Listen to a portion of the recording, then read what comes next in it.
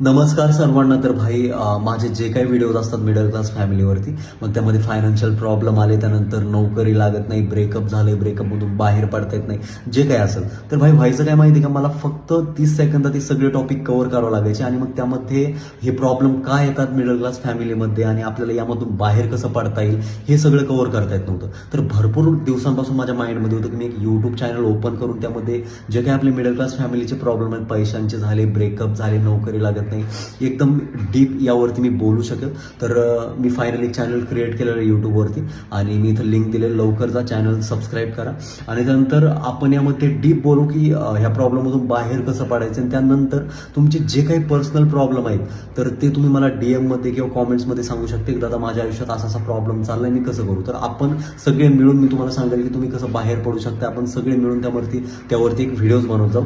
तर दर हप्त्याला मी एक ऑडियन्सचे दादा काही काम भेटेल काही काम? कुठलं गाव?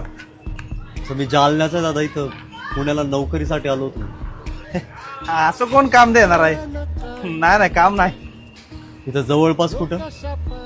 जवळपास आपल्याला काय आयडिया नाही. मी आत बसू का थोडा वेळ? बस की.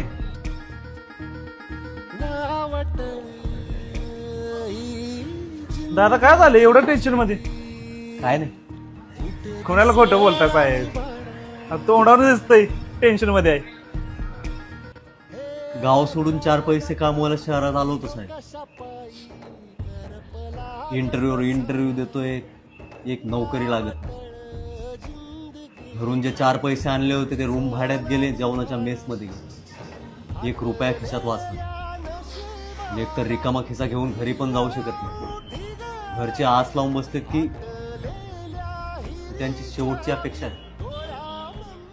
मला खरंच कळत नाही मी काय करू काय नाही.